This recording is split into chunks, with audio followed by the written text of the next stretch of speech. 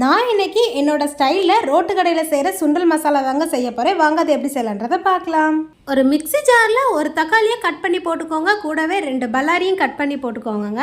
இது கூடவே ஒரு 5 பல் பூண்டு, அதுக்கு ஈக்குவலாக இஞ்சி எடுத்துக்கோங்க. காரத்துக்கு ஏற்ற மாதிரி பச்சை மிளகாய் சேர்த்து இது எல்லாத்தையுமே நல்ல மையாகிறது வரைக்கும் அரைச்சி எடுத்து வச்சுக்கோங்க. தேவையான அளவுக்கு காஞ்ச பட்டாணி எடுத்துக்கோங்க. இதை ஒரு 8 மணிக்கு ஊற வச்சு நல்லா வேக வச்சுமே எடுத்துக்கோங்க.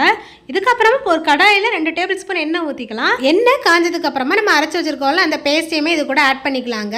இந்த பேஸ்ட்ல இருந்து தண்ணி அவ்வளவு ட்ரை ஆகி இது இந்த எண்ணெய் பிரிஞ்சு வர டைம்ல ஒரு டேபிள் ஸ்பூன் கறி மசால் பவுடர் ஆட் பண்ணிக்கோங்க. கொஞ்சமா மஞ்சள் தூள், காரத்துக்கு ஏற்ற மாதிரி வத்தல் பொடி சேர்த்துக்கோங்க.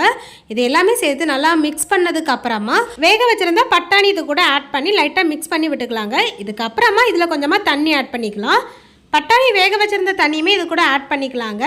தேவையான அளவுக்கு உப்பு, ஒரு கை கொத்தமல்லி கருவேப்பிலை சேர்த்து நல்லா மிக்ஸ் பண்ணி நல்லா கொதிச்சதுக்கு அப்புறமா ஃப்ளேம் ஆஃப் பண்ணோம் அப்படின்னா சூப்பராக ரோட்டு கடை ஸ்டைலில் சுண்டல் மசாலா ரெடி ஆயிருங்க.